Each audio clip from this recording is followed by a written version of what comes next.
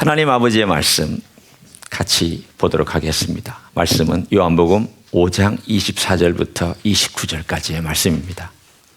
내가 진실로 진실로 너희에게 이르노니 내 말을 듣고 또 나 보내신 이를 믿는 자는 영생을 얻었고 심판에 이르지 아니하나니 사망에서 생명으로 옮겼느니라. 진실로 진실로 너희에게 이르노니 죽은 자들이 하나님의 아들의 음성을 들을 때가 오나니 곧 이때라. 듣는 자는 살아나리라. 아버지께서 자기 속에 생명이 있음같이 아들에게도 생명을 주어 그 속에 있게 하셨고 또 인자됨으로 말미암아 심판하는 권한을 주셨느니라. 이를 놀랍게 여기지 말라. 무덤 속에 있는 자가 다 그의 음성을 들을 때가 오나니 선한 일을 행한 자는 생명의 부활로 악한 일을 행한 자는 심판의 부활로 나오리라. 아멘. 지금부터 한 30여 년 전에 30대 초반에 제가 전도폭발 훈련을 받은 적이 있습니다.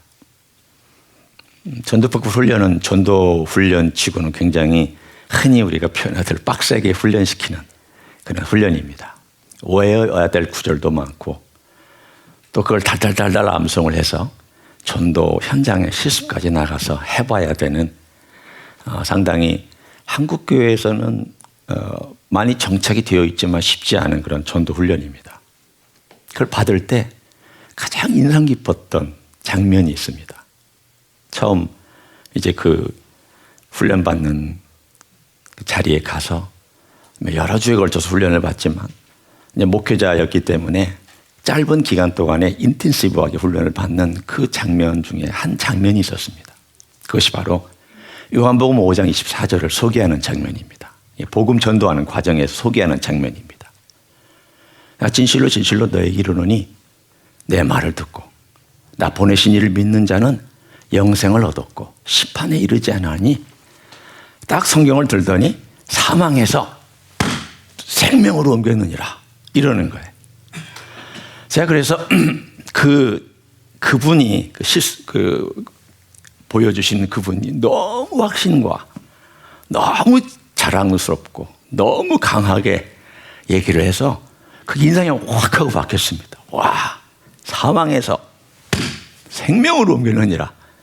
여러분들 지금 사실은 굉장히 임프레시브 하잖아요.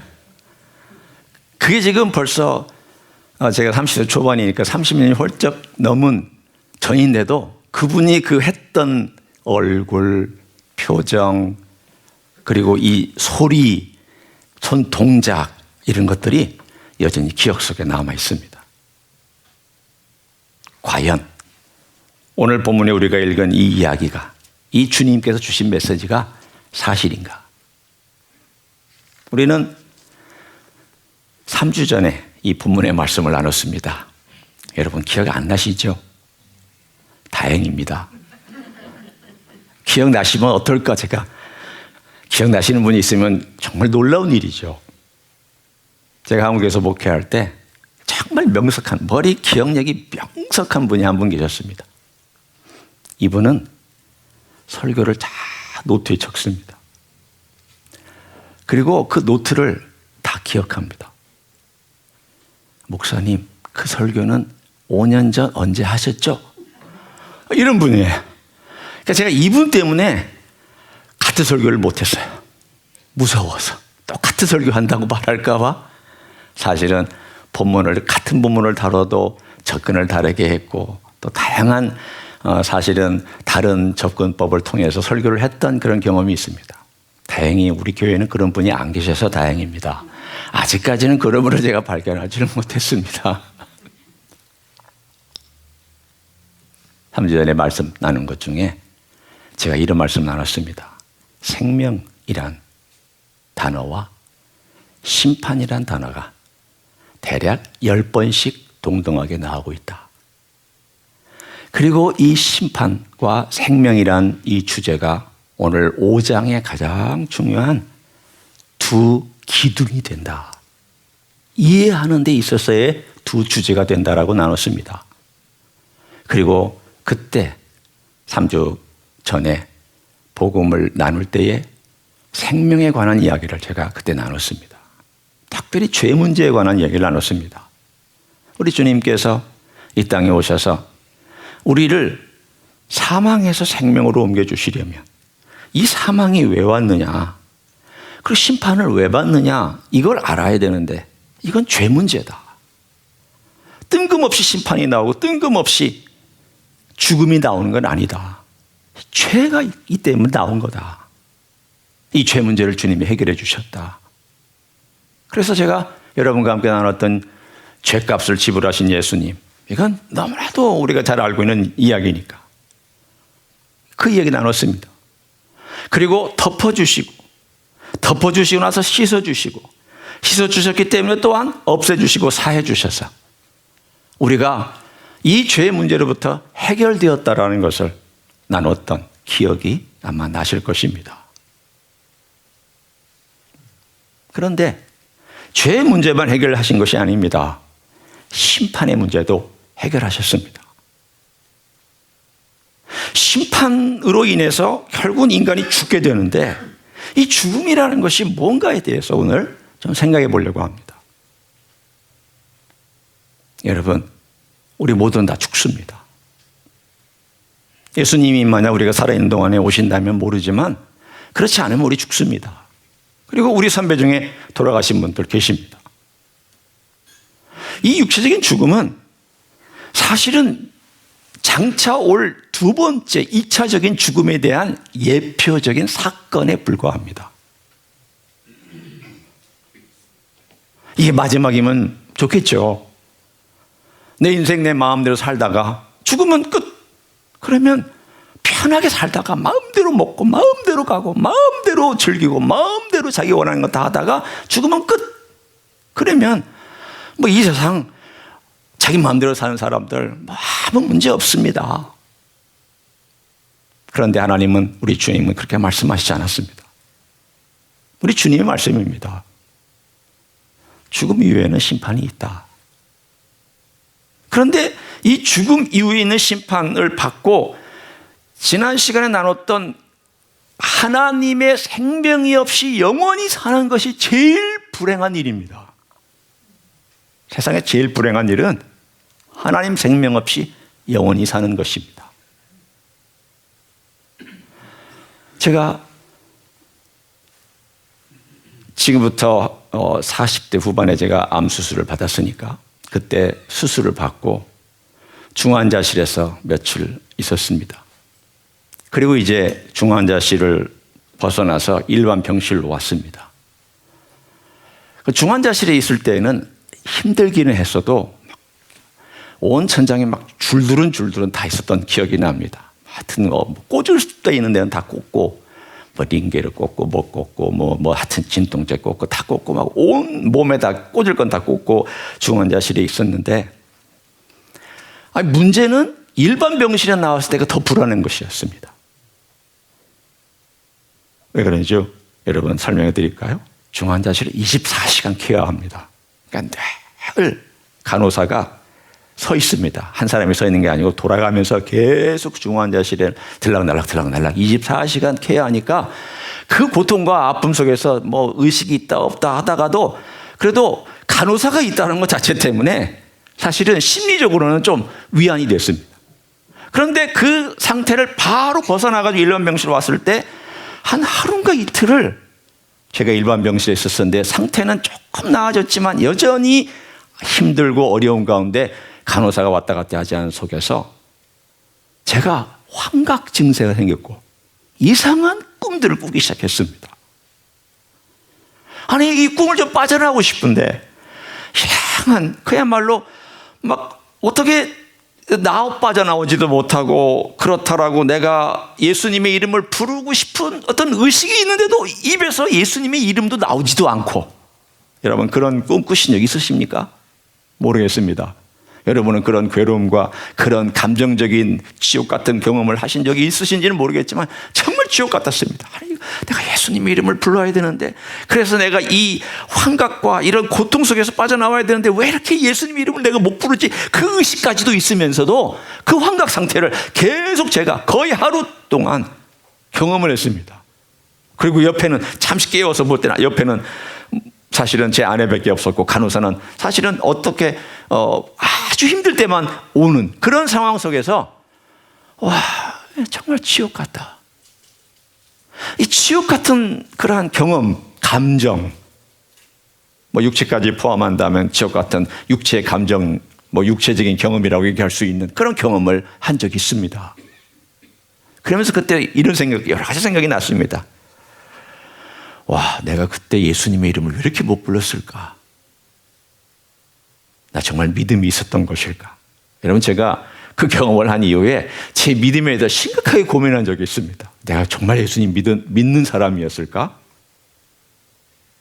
그래서 제가 의사한테 물어봤어요. 너무너무 힘들고 너무너무 큰 환각의 상태에 제가 시달렸는데 이거 일반적인 거냐고. 그랬더니 어떤 사람에 한해서는 그런 일들이 있으니까 목사님 너무 그것 때문에 괴로워하지 마세요라고 얘기를 하더라고요.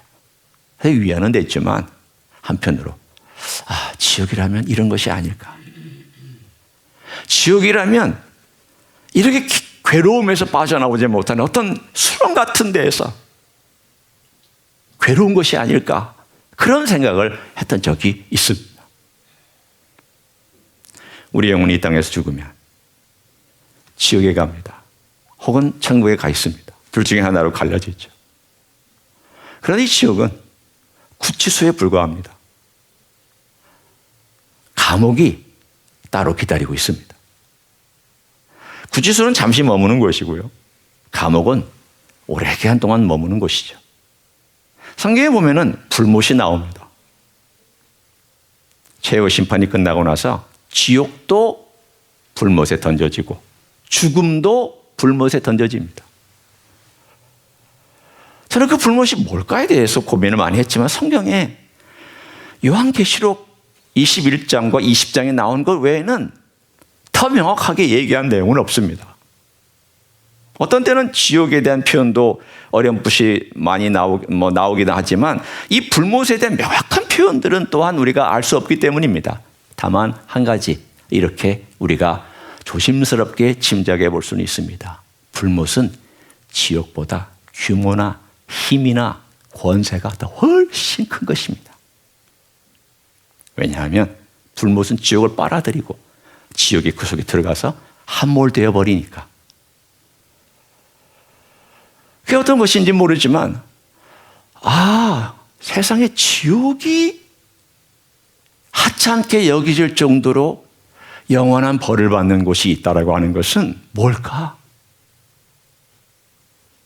우리 주님은 이 부분에 관하여 결단코 부드럽게 말씀하신 적이 없습니다.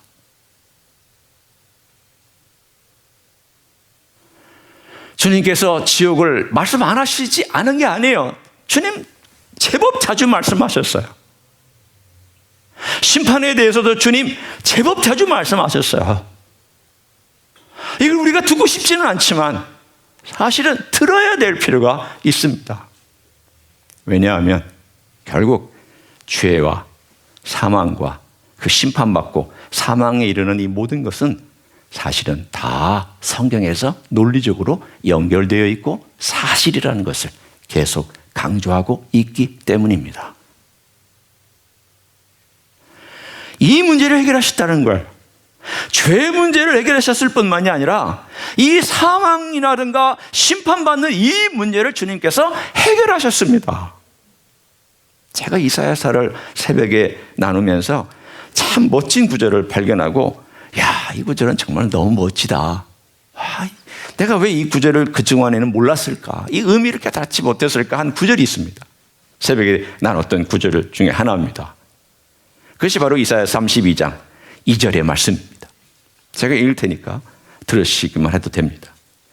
또 그 사람은 광풍을 피하는 곳, 폭우를 가리는 곳 같을 것이며 마른 땅의 냇물 같을 것이며 곤비한 땅의 큰 바위 그늘 같으리니. 그 사람이 누구냐? 1절에 말하기를 보라 한 장차 한 왕이 공의로 통치할 것이요 방백들이 정으로 다스릴 것이며 또 그 사람은 그 왕입니다. 장차올 왕인데 장차올 왕이 어떤 역할을 해주는가? 오늘 본문에 광풍을 피하는 곳이 되겠다. 폭우를 가리는 곳이 되겠다. 그리고 곤비한 땅에 큰 바위 그늘 같을 것이다. 이 세 묘사의 공통적인 점이 뭐냐면 큰 바위입니다. 큰 바위 아래 들어가 있으면 광풍, 엄청나게 폭풍같이 몰아치는 이 광풍으로부터 보호받고 폭우가 엄청 쏟아져서 다 휩쓸려 내려가는 가운데도 보호받고 폭염이 엄청난 폭양이 뜨겁게 내리쬐는데도 그 안에서 그늘에서 보호를 받습니다. 그런데 여기서 더 발전해서 이렇게 생각해 보십시오. 이 바위가 내 대신 다 박습니다. 이 큰 바위가 내 대신 바람을 막아주고 본인이 이 바위가 대신 바람을 다 막아주고 있고 모든 비와 폭우로부터 본인의 몸으로 다 받아주고 있고 모든 태양빛의 뜨거운 빛을 본인의 그 몸으로 다 받아내고 있습니다. 와, 이게 이 본문이 주는 의미가 아닐까. 이게 만약 신약으로 연결된다면 우리 예수님께서 이 땅에 오셔서 자신이 하나님의 심판을 온몸으로 다 받으시고 그 온몸으로 다 그것을 흡수하시고 그 아래 들어온 자들을 다 보호해 주시고 감싸 안아 주시는 그런 그림이 오늘 구약에 있는 것이 아닐까. 저는 그런 상상을 하면서 이 이사야서 32장 2절을 읽으면서 정말 감사하고 감격했습니다. 구약에 원시적인 복음이 있구나.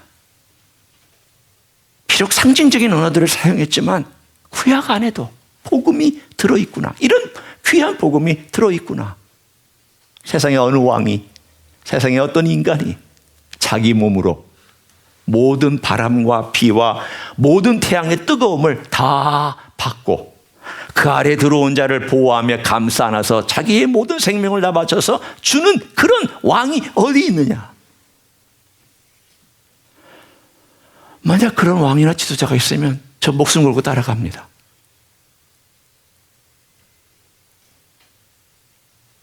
여러분, 믿음이 뭡니까?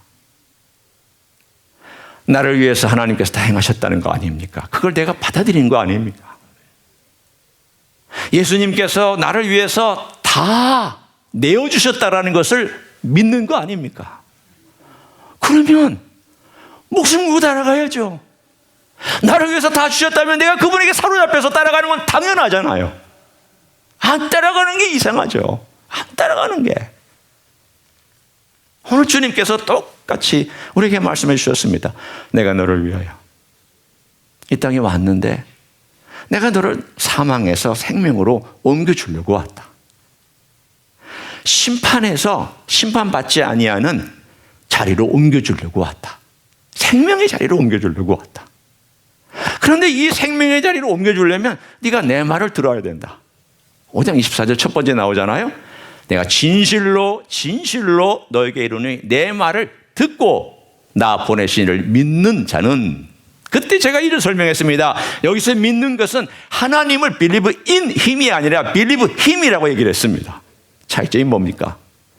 believe in him은 그를 믿음의 대상으로 믿는 것이고 believe him은 그가 말씀하시는 증언들을 받아들여서 믿는 것입니다. 뉘앙스가 달라요. 바꿔 얘기하면 내 말을 듣고 하나님의 증언을 받아들이는 사람은 그 뜻이에요. 바꿔 얘기하면 하나님의 증언은 누구의 증언? 예수님의 증언이에요. 하나님의 말씀은 예수님의 말씀이에요. 따라서 내 말을 듣고 라는 말이에요. 그러면 이 들음이 뭡니까? 들음이란 진짜 듣는 걸 얘기하는 거예요. 세상에 가짜로 듣는 사람 많아요. 대화할 때도 그냥 겉으로 듣는 사람 많아요. 공감하지 못하고 듣는 사람 많아요.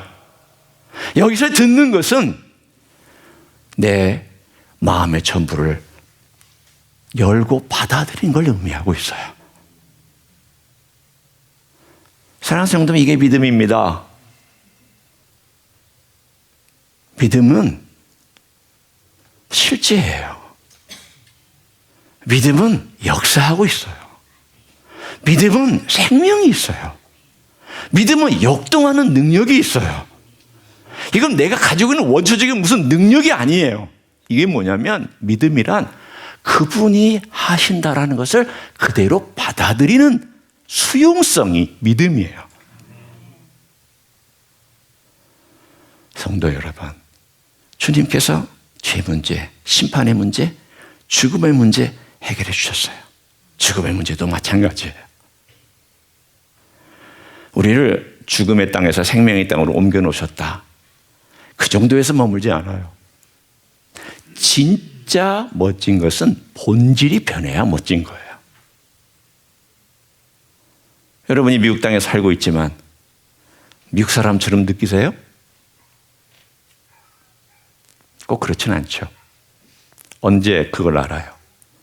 한국말 할 때, 한국 사람 만나면 편할 때, 한국 집에 가야 할 때, 한국 음식 그리워질 때, 그리고 한인타운 벗어나면 안 될 것 같을 때, 내가 미국 사람하고 어울려 살면 굉장히 불편할 때, 나는 여전히 한국 시민이잖아요. 그렇죠? 네, 안 그런 분도 있으실 거예요. 나는 미국 사람들이 많이 사는 곳에 가서 살아도 전혀 불편함이 없다. 그게 진짜 사실은 미국 시민이에요. 자, 한번 생각해 보세요. 내가 하천국의 시민인데 호적만 옮겨놓고 있어요. 근데 본질은 다 이 세상에 있는 거하고 똑같이 살아요. 본질이. 그러면 재미가 있을까요, 없을까요? 아주 솔직하게 얘기 좀 해보세요. 재미있어요, 없어요? 없어요. 왜? 내 호적은 하늘에 있는데, 내 기쁨은 다 이 땅에 있지. 나는 호적을 옮겼다고 그러는데, 왜 나는 이 땅에 있는 것들 이렇게 좋고, 이 땅에 먹고 싶은 거 그렇게 많고, 이 땅에 가고 싶은 것도 그렇게 많고, 이 땅에서 누리고 싶은 것도 그렇게 많고, 다 하고 싶고, 다 누리고 싶고. 생각해 보세요. 주님은 그렇게 말씀하시지 않았거든요. 물론 우리가 주님 때문에 복받은 거 많고요. 이 세상에서 누릴 수 있는 건 많아요. 그러나 어떤 때는 내가 예수님 때문에 절제한 것들이 많아요. 이건 하지 말아야 되겠다. 이건 예수님을 위해서 내가 좀 포기해야 되겠다. 이건 예수님 때문에 내가 이렇게 살면 안 되겠다. 내가 이건 좀 절제해야 되겠다. 내 규모를 좀 줄여야 되겠다. 내 삶에 이것은 내가 좀 덜 먹어야 되겠다. 덜 소유해야 되겠다. 왜 이런 생각을 갖게 돼요? 진짜 내 안에서 그러한 본질적인 변화가 일어나고 있기 때문 아니에요? 그럼 누가 주신 거예요? 주님의 부활의 생명이 내 안에 들어와 있으면 그 부활의 생명을 따라서 살고 싶은 욕망과 마음이 내 안에서 계속해서 작동하고 있습니다. 단지 호적만 옮겨놓은 게 아니에요. 호적만 옮겨놓은 게 아니라 그 능력조차가, 부활의 능력조차가 내 안에서 역사하고 힘있게 작동하고 있습니다. 자, 오늘 본문에 다시 돌아와서 봅니다. 이게 사실인지 아닌지 제가 오늘 본문 속에서 말씀해 드리도록 하겠습니다. 24절 우리가 읽었고요. 자, 25절 그 다음 절로 넘어갑니다. 또 주님께서 두 번 말씀하셨어요. 진실로 진실로. 이런 말씀하실 때는요, 정말 눈을 크게 뜨고 귀를 열고 조심해서 들으셔야 돼요. 왜? 진실로가 한 번이 아니잖아요. truly, 진실로. 잘 들으라는 거예요. 너에게 이르노니 죽은 자들이 하나님의 아들의 음성을 들을 때가 오나니 곧 이때라. 듣는 자는 살아나리라. 이건 현재예요. 여기서 죽은 자는 영적으로 죽은 자예요. 진짜 죽은 자를 의미하는 게 아니라 영적으로 죽은 자들이 하나님의 음성을 들을 때가 오는데 지금이다. 내가 지금 말하고 있는 이 지금 살아날 수 있다. 오늘, 지금. 그러면 내가 살아나려면 어떻게 돼요? 내 안에 생명이 있어야 살아나죠. 나는 못 살아요. 죄송하지만 나는 내 스스로 살 수가 없어요. 내가 부모님으로 받은 이 생명 가지고는 지금까지 살아왔지만 내가 새로운 생명을 내가 스스로 쟁취할 수는 절대 없어요. 왜? 나는 그런 인생은 못 돼요. helplessness. 나는요, 정말 무능력하고 무력한 사람이에요. nothingness, 허무하고 허탈한 인생이에요. 그런 인생이 내가 생명을 스스로 얻을 수는 없거든요. 어떤 사람이었느냐? 예수님의 말씀을 듣고 믿는 사람. 그걸 그대로 받아들인 사람이 말씀을 받아들이고 그분의 모든 것을 받아들이면 예수님의 생명이 내 안에 들어와요. 부활의 생명이 들어와요. 그 부활의 생명이 들어오면 살아나죠. 살아나면 어떻게 돼요? 달라요. 제가 이 예를 여러분이 들으면 어떤지 아마 여자분들은 더 잘 이해하실 거고, 저도 남자이기 때문에 이런 예를 드는 게 참 적절할지는 모르겠지만 제가 이런 예를 들어봅니다. 여러분, 뱃속에 아이가 잉태하면 달라져요, 안 달라져요? 달라지죠. 제 아이, 첫째 아이, 둘째 아이 임신할 때 보니까 입맛 달라져요, 행동 달라져요, 태도 달라져요, 모든 게 다 달라져요. 생명을 느껴요. 그리고 이제 이 아이가 커서 한 3개월, 4개월 되면 툭툭 치기 시작해요. 생명을 느껴요. 그리고 이 아이가 잘하는 걸 알아요. 이 아이가 성장하는 것을 엄마는 정확하게 알고 있어요. 여러분, 제가 이거를 비유적으로 얘기합니다. 내 안에 생명이 있으면 그 사람은 알아요. 모르는 사람은 문제가 있는 거예요. 하늘의 생명이 내 안에 있는데 그걸 모르고 있다는 게 말이 안 돼요. 와, 죄를 볼 때마다 자기 자신의 심각함을 보고, 혹은 하나님의 그 영광스러움을 대한 소망과 꿈을, 와, 내가 저렇게 됐으면 좋겠다. 혹은 이 땅 위에 있는 살아가는 동안에 참 이 땅에 있는 모든 것들이 허무하지만, 그러나 주님의 나라에 가서 그 영원한 영광과 그 놀라움을 내가 볼 수 있는 날이 올 것이다라는 기대감과 소망 가운데 살아가고, 동시에 이 땅에 있는 동안에 나그네 같은 인생이고 짧은 인생이지만, 그러나 그럼에도 불구하고 주님께서 나를 살려주신 것이 너무 감사해서 그 은혜를 알고, 아, 오늘도 주님께서 나를 불러주셨구나라는 것 때문에 감사할 줄 알고, 조그마한 것도 누군가가 나에게 베풀어준 것도 감사하고, 나에게 있는 이 호흡과 생명도 감사하고, 내가 오늘 걸어가는 이 모든 것들이 하나님의 은혜구나, 그걸 느끼고 있잖아요. 왜 그걸 생명이 아니에요? 그게 부활의 능력 아니에요? 그러나 내 안에 생명이 있다는 증거 아니에요? 하고 계시잖아요. 오늘 분명히 말씀하셨어요. 25절에 듣는 자는 살아나리라. 살아났으면 살고 있는 거죠. 아, 산 다음에 만약에 그거 어떻게 되는 거예요? 영원한 생명이 내 안에 들어와 살고 있는데 그걸 못 느끼고 있으면 산 게 아니죠. 산 게 아니죠. 살아있으면 뭔가 달라있죠. 뭔가 갈등이 있든지 소망이 있든지 꿈이 있든지 미래가 있든지 변화가 있든지 뭔가 있어야죠. 진짜 생명은 역사하며 움직이는 줄로 믿습니다. 자, 그러나 여기에 현재만 말씀하시지 않고 미래를 말씀하신 내용이 등장합니다. 자, 27절과 28절을 제가 읽을게요. 들어보세요. 또 인자됨으로 말미암아 심판하는 권세를 주셨느니라, 권한을 주셨느니라. 이를 놀랍게 여기지 말라. 무덤 속에 있는 자가 다 금성을 들을 때가 오나니 선한 일을 행한 자는 생명의 부활로, 악한 일을 행한 자는 심판의 부활로 나오리라. 그래서 선한 일을 행한 자는 착하게 살면 된다, 그 뜻이 아니에요. 예수 그리스도를 믿고 선한 하나님을 따라 산 그 사람은 생명의 부활로, 그러나 하나님을 거절하고 예수 그리스도 복음을 거절한 사람은 심판의 부활로. 바꿔 얘기하면 다 부활됩니다. 믿는 사람이나 믿지 않는 사람이나 다 부활됩니다. 문제는 부활의 성격이 어떤 것이냐, 이게 핵심입니다.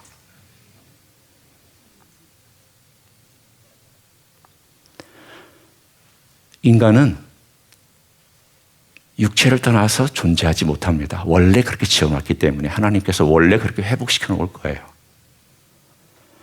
우리가 죽으면 육체를 땅에 놓고 영혼은 잠시 천국에 가든지 지옥에 가 있다가, 제가 아까 얘기했죠. 지옥은 구치소라고, 잠시 머무는 곳이라고.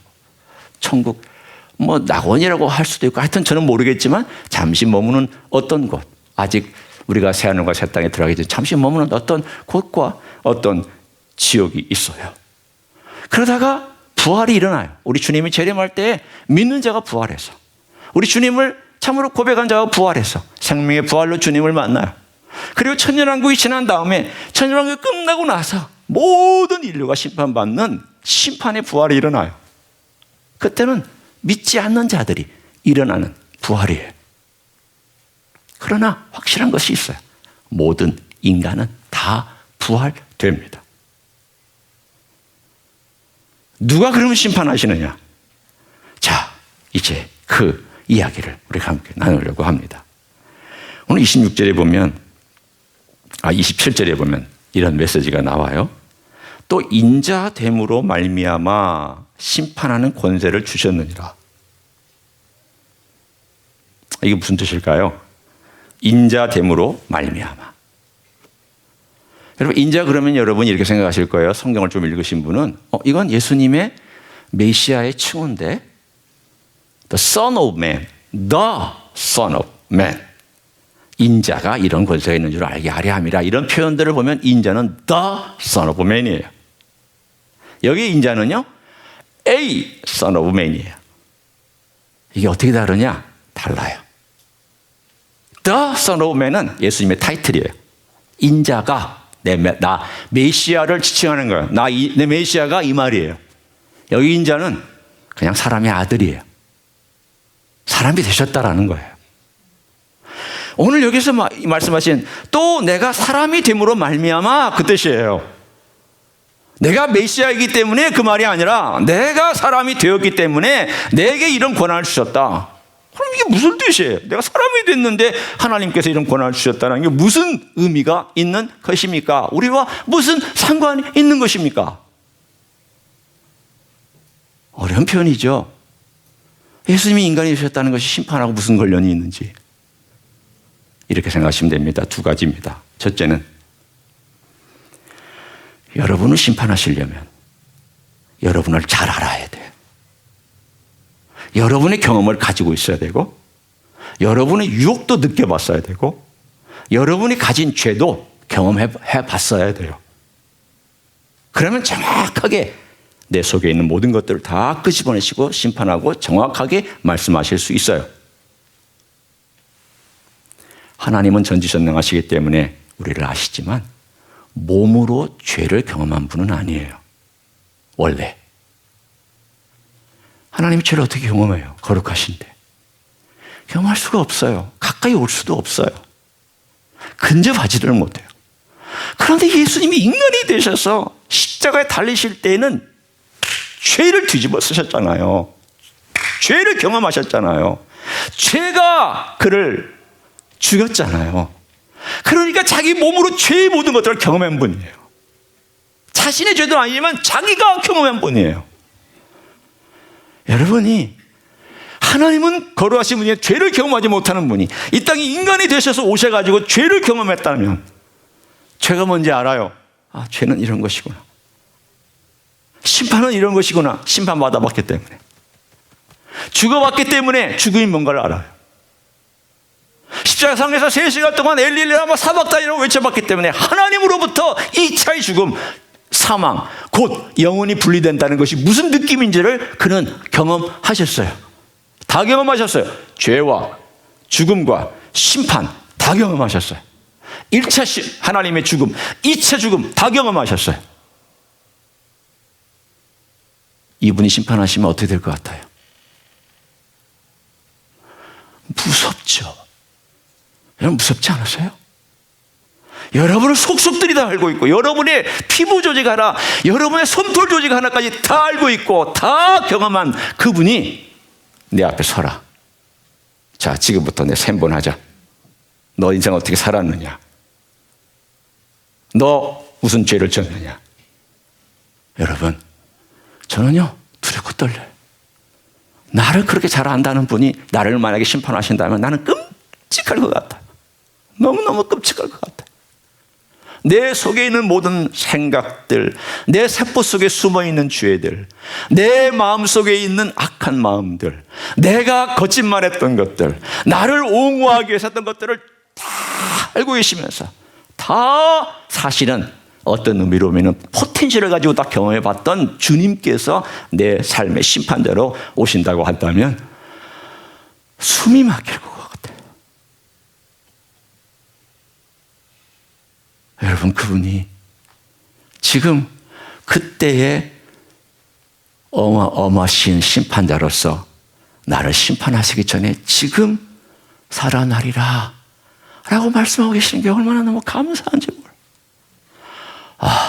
내가 이렇게 살고 있다는 게 너무 감사하고, 내가 심판받지 않냐고 그 영원한 엄하고 엄중하고 도무지 숨막힐 것 같은 그 심판의 자리에서 나를 끄집어내신 것이 얼마나 감사한 일인지.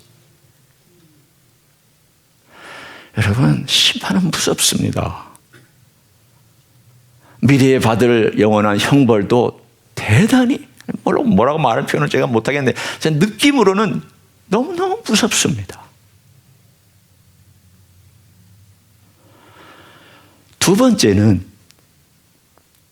예수님이 인간이 되셨다는 그 두 번째 이유는 내가 인간이 되어서 너희를 위하여 죄값도 지불했고, 내가 너희를 위하여 심판도 받았고, 내가 너희를 위해서 죽음도 경험했고, 그리고 내가 부활해서 너에게 생명을 주겠다고 했는데 네가 거절하니 어떡하겠느냐?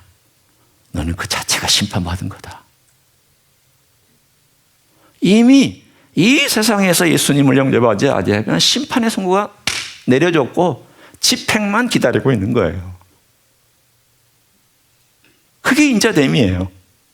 사람이 되신 예수님이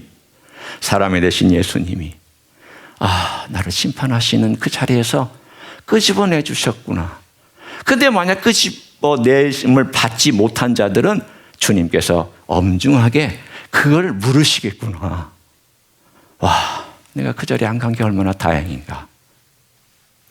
이게 또 구약에 예언되어 있어요.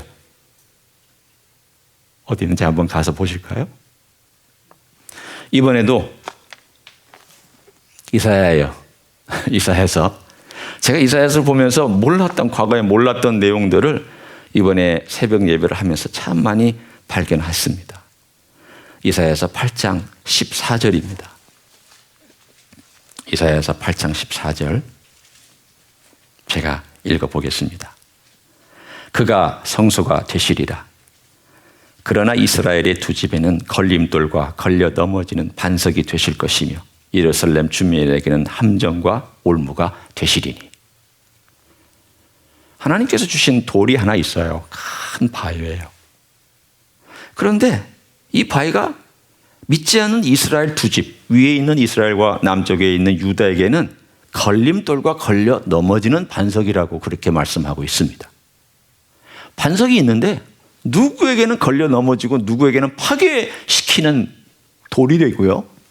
자, 또 한 군데 제가 읽습니다. 이사야서 28장 16절. 같은 이미지지만 다르게 사용했습니다. 28장 16절. 그러므로 주 여호와께서 이같이 이르시되 보라, 내가 한 돌을 시온에 두어 기초를 삼았노니 곧 시험 한 돌이요 귀하고 견고한 기초돌이라. 그것을 믿는 이는 다급하게 되지 아니하리로다. 여기 8장에 나오는 이 내용은 부정적인 내용이고요. 28장에 나오는 이 내용은 긍정적인 내용이에요. 똑같은 돌인데 누구에게는 다급하게 되지 아니하는 구원의 돌이 되고 누구에게는 넘어지고 거꾸러지는 돌이 돼요. 이게 구약에 예언되어 있는 말씀이에요. 그 돌이 누구냐? 아까 한 왕으로 얘기했던 예수 그리스도시죠. 그러니까 예수 그리스도를 믿고 그분 안으로 들어오면 너는 다급하게 되지 않을 거다. 그러니까 그 안에 안 들어오면 너는 다급하게 될 거다. 너는 그 돌로 인하여 파괴당할 거다. 그 뜻이에요. 여러분, 예수님은 구원의 주님이실 뿐만이 아니라 심판의 주님이시라는 것을 명확하게 구약에서도 밝히고 있습니다. 무섭습니다. 여러분, 예수님을 홀로 소홀히 대하지 마세요. 예수님이 지금 우리에게 은혜를 주시고 기회를 주시고 있다고 은혜의 주님이라고 함부로 대하지 마세요. 제가 요즘 내가 조심해야 되겠다고 한 것이 예수님 이름을 함부로 부르면 안 되겠다 싶은 것이 어떤 일을 하다가 습관적으로 아이고 주여 이럴 때가 있어요. 저도 모르게 다른 사람 얘기하는 게 아니라 저 자신을 얘기하는 거예요. 그런데 이게 너무 습관적으로 나와요. 마치 세상 사람들처럼 예수님 이름을 그냥 내뱉어 버리고 말하고 있잖아요. 여러분 잘 생각해 보세요. 정말 내가 정말 주님을 신뢰하고 의지함으로 그 상황을 기도하는 마음으로 주여 했으면 괜찮은데 습관적으로 그냥 힘드니까 아이고 주여. 이거 주님의 이름을 함부로 부르는 거잖아요. 소홀히 여기는 거잖아요. 내가 조심해야 되겠다. 내가 예수님, 주님을 내가 이렇게 함부로 불러서 되겠느냐. 물론 그거 했다고 주님께서 당장에 번개를 내리시고 막 불로 지지시고 그런 분은 아니에요. 오해하지 마세요. 그러나 내가 주님의 무서움과 주님의 두려움을 알게 되자 제 자신이 예수님을 대하는 태도가 조금씩 달라지기 시작했다는 뜻이에요. 내가 함부로 대해서는 안 되겠다. 우리 예수님 이름을 함부로 내가 대우해서도 안 되겠다. 우리 예수님은 생명을 주시는 분일 뿐만이 아니라 무섭게 파괴시킬 수 있는 심판의 주님이신 줄로 믿습니다. 주님의 말씀을 들으면 사망에서 생명으로 옮겨지지만 주의 말씀을 듣지 아니하면 사망으로 끝이 나는 게 인생입니다. 따라서 오늘 저는 3가지 간단하게 적용하고 말씀을 마치려고 합니다. 첫째는요, 자신의 모든 걸 내어주신 우리 예수님께 인생 전체가 사로잡혀 살기를 저는 소원합니다. 어중간하게 서 있지 마세요. 왔다 갔다 하지 마세요. 뒤로 물러서지 마세요. 여러분, 생명을 주신 분에게 사로잡힌 게 당연한 거 아니에요? 저도 과거에 그런 적이 있으니까 말씀드리는 거예요.